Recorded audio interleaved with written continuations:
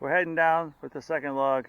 Our lessons learned was not to get all fancy and just wrap it around the log and just put it on our arm like this, because we found that we kind of dropped it off of our body. We're lifting it with our hands anyway.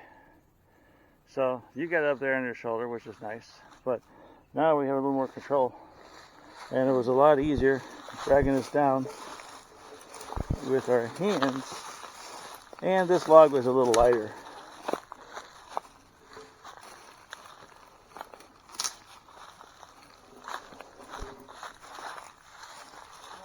Yeah. Yeah. So now with just our arms, we can kind of swing it.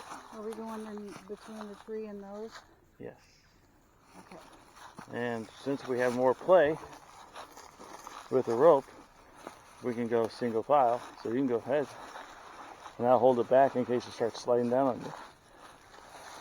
Last time at this point, you just let go, didn't you?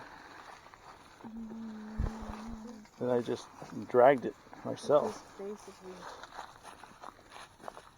So anyway, that's the lessons learned. Enough of the video. I'm going to carry it down.